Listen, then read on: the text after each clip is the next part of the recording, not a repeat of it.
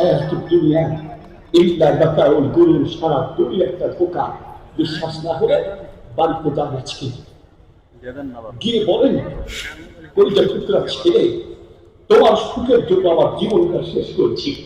কলিজার টুকরা মেয়ে, তোমার সুখের জন্য আমার জীবনটা শেষ করেছি। কলিজার টুকরা বিবি, তোমাকে সুখী করতে গিয়ে আমি আমার জীবনটাকে শেষ করে ফেলেছি। আমার এই প্যাকের জন্য এত টাকা লাগে না। তোমাদের সুখের চিন্তা করে ঠিক মতো খাই নেই, ঠিক মতো আরাম করি নেই। আমি যখন মারা যাব, প্রথম রাত আমাকে মাটির নিচে রাখবে, আমি খুব ভয় পাবো। প্রথম রাত আমি মাটির নিচে থাকবো কি করে? দিদি, একটা মাত্র রাত আমার সাথে মাটির নিচে থেকো।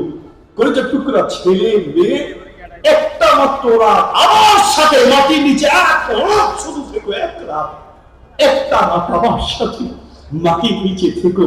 আপনার দিদি বাচ্চা আপনার সাথে মাটির নিচে থাকবে, দূরে থাক। আপনি যে খাতে মারা যাবেন, ওই খাতে একা থাকতে ভয় পাবেন। আপনি যে রুমে মারা যাবেন, ওই রুমে একা থাকতে ভয় পাবেন। আপনার সাথে কবরে মাটির নিচে থাকতে দূরে থাক। আপনার ছেলে মেয়ে বিবি বাচ্চা আপনার লাশের কাছে একা থাকতে ভয় পাবে। আল্লাহ বলে, বান্দা, সারা দুনিয়া তোমাকে মাটি চাপা দিয়ে চলে আসবে, আমি আল্লাহ ছাড়া কেউ থাকবে না। ঠিক কি? কেউ থাকবে না, কাউকে পাবেন না। এখনই তো রাতে আপনি ঘুমাতে যান, কত অকৃতজ্ঞ আমরা সেই আল্লাহকে এখনো চিনতে পারি নেই। রাতে ঘুমাতে যান, আপনার ছেলে আপনাকে রেখে ঘুমায়, আপনার মেয়ে আপনাকে রেখে ঘুমায়, আপনার বিবি আপনাকে রেখে ঘুমায়, আপনার সারা দুনিয়ার সমস্ত মানুষ আপনাকে রেখে ঘুমায়। আল্লাহ বলে, বান্দা, আমি তোমার এমন দয়ালু রব, আমি তোমাকে রেখে ঘুমাই না। আমি তোমাকে রেখে ঘুমাই না, আমি সব সময় জাগ্রত থাকি। কারণ আমি এই জন্য জাগ্রত থাকি, বান্দা বিপদে পড়লে, আমাকে ডাকলে, আমি না শুনলে কে সাহায্য করবে? সারা দুনিয়া ঘুমায়, আমি তোমার জন্য ঘুমাই না।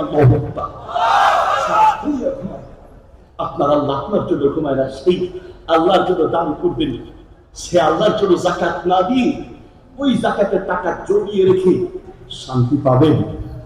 শান্তি পাবেন না? না ভাই। তাই আসুন, আমাদের উপরে যাদের যাকাত খরচ হিসাব করে করে, গাড়ি আছে অনেকগুলো, প্রত্যেকটা গাড়ি যদি নিজে ব্যবহার করার জন্য হয় তাহলে যাকাত দেওয়া লাগবে না। কিন্তু গাড়ি যদি আপনার ব্যবসা হয়, কিনবেন বিক্রি করবেন, কিনবেন বিক্রি করবেন, এইভাবে যদি বিক্রির উদ্দেশ্যে গাড়ি কিনেন, সেই গাড়ির দামের উপরে যাকাত আসবে।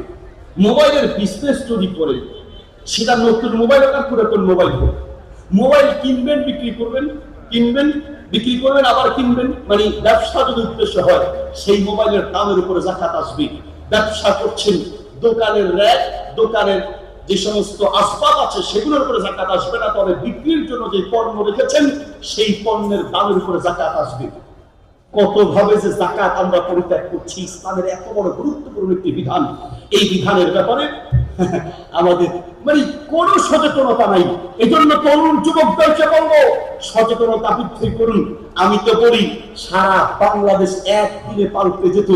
আমরা ওলামায়ে কেরাম, মসজিদের ইমাম খতিব, মসজিদের কমিটির লোক, এলাকার তরুণ যুবকরা যদি সচেতন হয়, বিশেষ করে মসজিদের ইমাম আর খতিবরা যদি সচেতন হয়, যেই ব্যক্তি যাকাত না দিবে, যেই ব্যক্তি যাকাত আদায় করবে না, যে মানুষের টাকা মেরে খাবে, সুদখোর ঘুষখোর, কোন বেনামাজির জানাজা ইমাম সাহেব পড়াবে না, যেই বিয়ে বাড়িতে নাচ গান অনুষ্ঠান চলবে, যেই বিয়ে বাড়িতে গায়ে হলুদের অনুষ্ঠানের নামের নোংরামি চলবে, সেই ব্যক্তি যাকাত প্রদান করবে না, কোন ইমাম সাহেব যদি সিদ্ধান্ত নেয় এই ব্যক্তির জানাজা আমরা পড়াবো না, সব বাংলাদেশ একদিনে পাল্টে যাবে। কিনা পাল্টে যাবে, একদিনে পাল্টে যাবে শুধু সিদ্ধান্ত নিয়ে। নবী সাল্লাল্লাহু আলাইহি ওয়াসাল্লাম তার জানাজা পড়াতেন না, রাসূল সাল্লাল্লাহু আলাইহি ওয়াসাল্লাম তার জানাজা পড়াতেন না। জানাজা পড়ানোর আগে তিনি খবর নিতেন, আরে হিদাইনুন, এই লোকটার কাছে কেউ কোনো পাওনাদার আছে কিনা। আপনি যদি যাকাত না দেন তাহলে আপনিও আরেকজনের হক মেরে দিয়েছেন। ঠিক কিনা? কেউ যদি মানুষের হক মেরে দেয়, বিচার করতে বসি, হয়তো আপনি বিচারক, কিন্তু আপনি নিজে যাকাত না দিয়ে আপনি গরিব মিসকিনের হক মেরে দিচ্ছেন। নবী সাল্লাল্লাহু আলাইহি ওয়াসাল্লাম জিজ্ঞেস করতেন, আরে হিদাইনুন, এই লোকটার কাছে কেউ কোনো টাকা পয়সা পাবে কিনা? যদি বলতো না মানে হিদাইন, হ্যাঁ অমুক অমুকে এর কাছে যাকাত পাবে, অমুক অমুকের কাছে টাকা পাবে। নবী সাল্লাল্লাহু আলাইহি ওয়াসাল্লাম বলতেন, সল্লু আলা আখিকুম লা উসাল্লি, তোমরা জানাজা পড়াও, আমি নবী তার জানাজা পড়াবো না। একজন ইমামের দায়িত্ব, যার তার জানাজা পড়াতে যাবে না। জানাজা দেওয়ার আগে তার ঋণ পরিশোধের ব্যবস্থা করতে হবে। জানাজা দেওয়ার আগে সম্ভব হলে যদি তার যাকাত বাকি থাকে, সেই যাকাতের ফয়সালা করা উচিত। কয়েক বছর যাকাত দেয় নাই, আপনার ওয়ারিশ যারা আছে সেই ওয়ারিশদের মাঝে সম্পদ বন্টন করার আগে যাকাত যারা দেয় নাই তাদের যাকাত বন্টন করার ফয়সালা করা দরকার। আগে মানুষের পাওনা পরিশোধ করো, তারপরে তার দাফন কাফন হবে। না হয় এই কাফন দাফনের পরে আর আপনি খুঁজেও পাবেন না। ওই যে লাশ সামনে রেখে লম্বা লম্বা লেকচার, অমুক নেতা তমুক নেতা, অমুক কমিটির লোক তমুক কমিটির লোক, উনি সভাপতিগিরি, সেক্রেটারিগিরি, কেশিয়ারগিরি, নেতাগিরি, জানাজার খাট সামনে নিয়া, জানাজার খাট সামনে নিয়া কোনো গিরি চলবে না, কোনো নেতাগিরি চলবে না, ঠিক কিনা? কথা বলবে সব এই লোকের কাছে কেউ পাওনা থাকতে বলেন, তাহলে পাওনা তারা দাঁড়ায় যাবে। এবার যারা দায়িত্বশীল আছেন, অরিজিনাল সত্যিকার দায়িত্বশীল, তারা দায়িত্ব যদি পালন করতে চান, এক নম্বরে দায়িত্ব পালন করবেন কি? তার ঋণ পরিশোধের ব্যবস্থা করো। লম্বা লম্বা লেকচার দেয়, আমার বাবা অনেক টাকা রেখে গেছে, কেউ যদি পাওনাদার থাকেন আমাদের সাথে যোগাযোগ করবেন। ভাই লেকচার দেয়, আমার ভাই অনেক কষ্ট করেছেন, অনেক সম্পদ আছে, যদি কেউ পাওনাদার থাকেন আমাদের সাথে যোগাযোগ করবেন। এই কথা বলে দাফন করা হলো। এরপরে পাওনাদার যেতে যেতে জুতা 2 জোড়া শেষ, এখন পর্যন্ত পাওনার 1 টাকাও ফেরত পাইনি। এটা সমাজের বাস্তব চিত্র আপনাকে বলছি।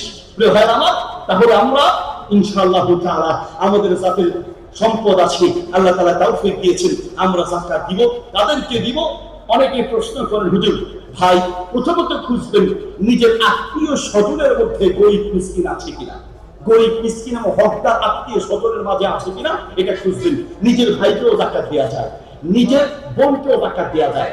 আত্মীয় স্বজনের মধ্যে আসল এবং ফুরু তাদেরকে যাকাত দেওয়া যায় না। আসল কাকে বলে, ফুরু কাকে বলে? আসল মানে হচ্ছে মা বাবা এবং তার ঊর্ধ্বতনে যারা আছে, মা বাবা, তাদের মা বাবা, নানা নানি, দাদা দাদি, এইভাবে তাদের মা বাবা, তার মানে মা বাবা সিলসিলার উপরের দিকে, এদেরকে আসল বলে। আর ফুরু হচ্ছে ছেলে মেয়ে থেকে শুরু করে নিচের দিকে, ছেলে মেয়ের ছেলে মেয়ে, নাতি পুতি যা আছে এই নিচের দিকে, এদেরকে যাকাত দেওয়া যাবে না। এছাড়া আপনি চাইলে আপনার খালা, চাচা, চাচি, ফুফু, কথার কথা এইভাবে আপনার আত্মীয় স্বজনের মধ্যে ভাই বোন যারা আছে তাদেরকে যাকাত দিতে পারবেন। তবে কোনো ভাই আর বোনকে, আত্মীয় স্বজনকে যাকাত দেওয়ার সময় এটা যাকাতের টাকা এটা বলে দিবেন না, কারণ এতে করে সে লজ্জিত হবে, একটু শরম পাবে, নিজেকে একটু ছোট মনে করবে। এমন বহু মানুষ হয়েছে। গত রমাদানের পরে আমাদের মাদ্রাসায় দেখেছি যারা যাকাত দিত, এই লোকগুলোর মাঝে 2 জন ব্যক্তি আমার সাথে যোগাযোগ করেছে, হুজুর গত বছর আমিও যাকাত দিয়েছি, কিন্তু এই বছর আমার নিজেরই যাকাত দরকার। আল্লাহু আকবার বলেন, নাউযুবিল্লাহি মিন যালিক। এই জন্য যদি ভাইকে আসছেন, আচ্ছা হ্যাঁ, যাকাত যদি আপনি দিতে চান, ভাই বোন বা আত্মীয় স্বজনের মধ্যে যাদেরকে দিবেন, যাকাতের টাকা এটা বলে দেওয়া জরুরি নয়। যদি হকদার হয় তাহলে আপনি তাকে যাকাত বলা ছাড়াই দিতে পারবেন। ভাই আমার, আল্লাহ সুবহানাহু ওয়া তাআলা সূরা তাফসীরের দিকে আসলে আমাকে যাকাতের বিষয়ে, দান সৎকার বিষয়ে বলতে বলা হয়েছিল, এইজন্য এই বিষয়টা বিশেষ করে বললাম। সূরা মাউল আল্লাহ তাআলা বলেন, আরাইতাল্লাযী ইউকাযযিবু বিদ্দীন ফাযালিকাল্লাযী ইয়াদউল ইয়াতীম, যারা পরকালে বিচার হবে, হিসাব দিতে হবে, এই কথার অস্বীকার করে তাদের স্বভাব হলো তারা এতিমদেরকে ধাক্কা দিয়ে বের করে দেয় এবং মিসকিনদেরকে খাবার দিতে উৎসাহ দেয় না, অর্থাৎ এতিম মিসকিনদের হক নষ্ট করে। যারা পরকালের বিশ্বাস নেই, শুধু এতিম মিসকিনদের হক নষ্ট করে এমনটা নয়। পরের আয়াতে আল্লাহ বলছেন, ফাওয়াইলুল লিল মুসাল্লিন আল্লাযীনা হুম আন সালাতিহিম সাহুন, ধ্বংস ওই সমস্ত মুসল্লিদের জন্য যারা নিজেদের নামাজের ব্যাপারে উদাসীন, অর্থাৎ নামাজ ঠিকমতো পড়ে না, আর যদিও পড়ে ইউরাউন, মানুষকে দেখানোর জন্য পড়ে, ওয়ায়ামনাউনাল মাউন, যাকাত তো দেয় না, দান সদকা তো করে না, একেবারে ছোট্ট কোনো বিষয় পর্যন্ত মানুষের কাছে দান করতে চায় না। আল্লাহ সুবহানাহু ওয়া তাআলা আমাদের সবাইকে এই সকল বখিল বা কৃপণতা থেকে বাঁচার তৌফিক দান করুন আমিন। যাকাত দেওয়ার পাশাপাশি দানও করা উচিত। নবী সাল্লাল্লাহু আলাইহি ওয়াসাল্লাম বলেছেন দাউ মারদাকুম বিসসাদাকা, দান করার মাধ্যমে রোগীর চিকিৎসা করা, রোগীর চিকিৎসা। রোগ হয়েছে, ডাক্তার ঔষধ হসপিটাল খোঁজার আগে উচিত হচ্ছে আমরা দান করা, কারণ দানের মাধ্যমে রোগ থেকে বাঁচা যায়। ভাই আবার কৃপণতা করবেন না, এমন রোগ হতে পারে আর অর্থ সম্পদ যা আছে সব বিলীন হয়ে যেতে পারে। আবার মনে আছে, আমার মনে কুয়েতে থাকতো 60টা বছর এক পরিচিত লোক, দেশে আসার পরে তিনি কিডনিতে ব্যথা। ডাক্তারকে ডাক দিয়ে বলছেন, ডাক্তার সাহেব 60 বছর আমি কুয়েতে যা ইনকাম করেছি, আমার সব টাকা পয়সা, বাড়ি করেছি, ব্যাংকে টাকা আছে, গাড়ি সব আমি রেখে দিব, আমি কিডনির যন্ত্রণায় শেষ হয়ে যাচ্ছি, টাকা পয়সা লাগবে না, সুস্থ হয়ে প্রয়োজনে ভিক্ষা করে খাবো, সারা জীবনের ইনকাম দিতে রাজি একটা মাত্র অঙ্গের সুস্থতার জন্য। এবার বলেন, আপনার মাঝে এতগুলো অঙ্গ আল্লাহ সুস্থ রেখেছেন, আপনি আল্লাহর কি শুকরিয়া আদায় করেছেন? ওই যে বললাম আমরা অকৃতজ্ঞ।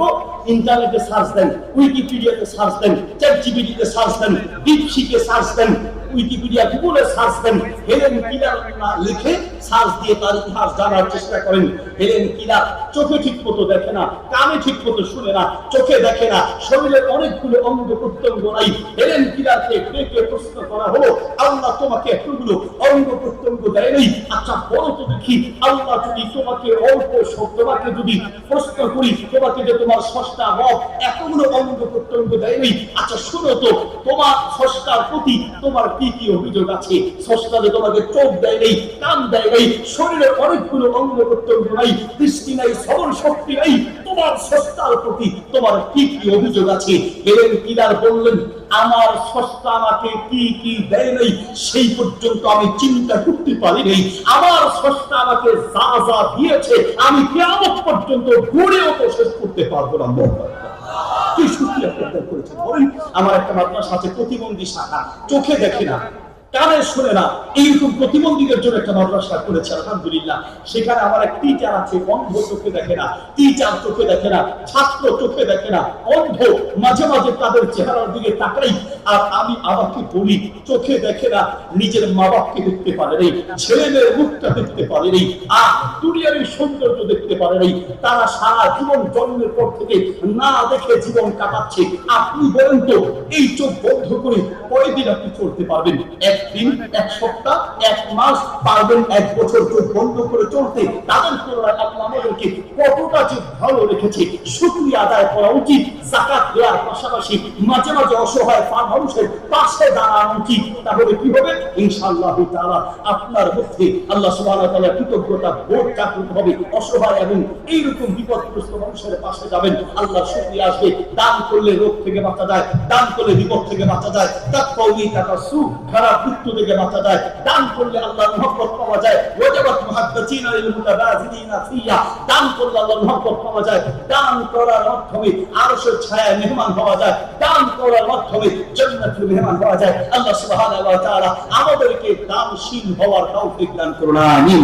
সুবহানাল্লাহি ওয়া বিহামদিহি আশহাদু আল্লা ইলাহা ইল্লা। ভাই আপনারা বলবেন, আমাদের পরে ভাই ওবায়দুল্লাহ তারিক ভাই আসছেন, মাশাআল্লাহ, ভাইয়া সঙ্গীত করবেন। হ্যাঁ, আপনারা আব্দুল্লাহ সাইফুল্লাহ ভাই আছেন এবং শেখ আহমদুল্লাহ হাফিজুল্লাহ আছেন, আপনারা বসবেন এবং শেষ পর্যন্ত থাকবেন। এই যে একজন গেল, একটু উঠে গেলেন, তাহলে মাহফিলের সৌন্দর্য নষ্ট হবে। আল্লাহ তাআলা সবাইকে বসার এবং দ্বিতীয় কথাগুলো মনোযোগ সহকারে শোনার তৌফিক দান করুন। সুবহানাল্লাহি ওয়া বিহামদিহি আশহাদু আল্লা ইলাহা ইল্লা আনতা আস্তাগফিরুকা।